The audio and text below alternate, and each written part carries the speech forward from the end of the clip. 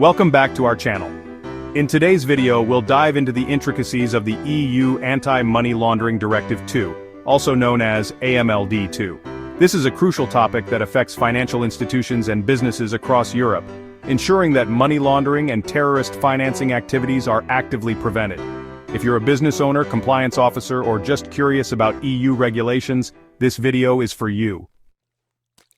Hi, I'm Your Name, and today we're going to break down the key elements of the EU's Anti-Money Laundering Directive 2. We'll explain what it is, who it affects, and why it's important. So let's get started. First things first, what is AMLD 2? The Anti-Money Laundering Directive 2 is the second iteration of a series of directives from the European Union aimed at combating money laundering and terrorist financing. It came into effect in 2013, building on its predecessor, AMLD 1, which was introduced in 2005. But why the update? Simply put, the global landscape of financial crimes was evolving, and the EU needed to stay ahead of the curve.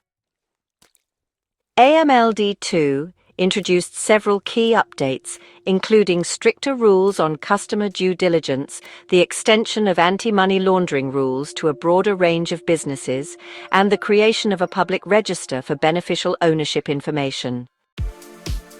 AMLD 2 aims to protect the financial system by preventing illicit actors from using it for money laundering or financing terrorism.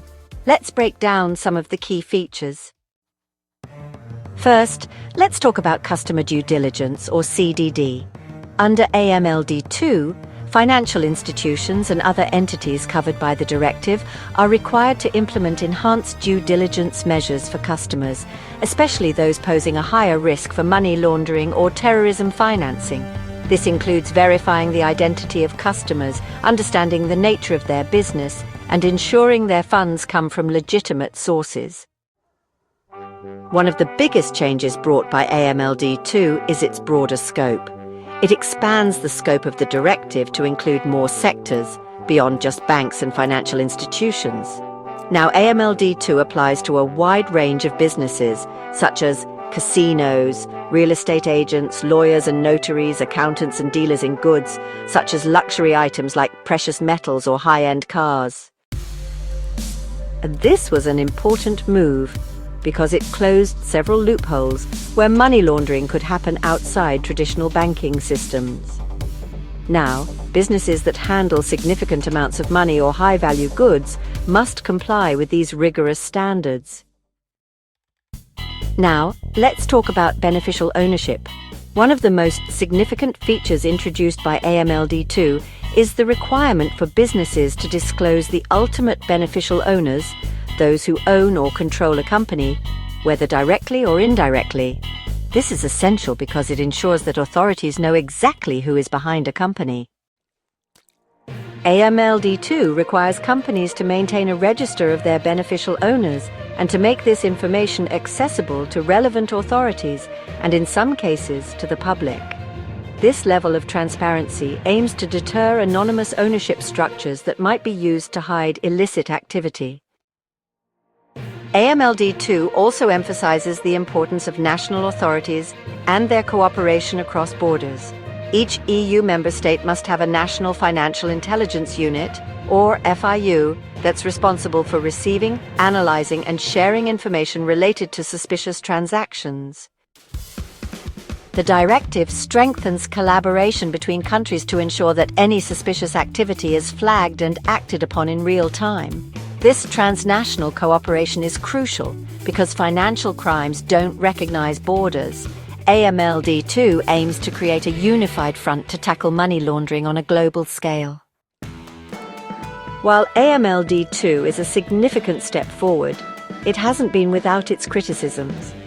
Some argue that the measures can be burdensome for smaller businesses, especially those that operate cross-border. Additionally, the challenge of ensuring the accuracy of beneficial ownership information remains. Fraudulent or incomplete data in these registers could undermine the very transparency AMLD 2 aims to promote.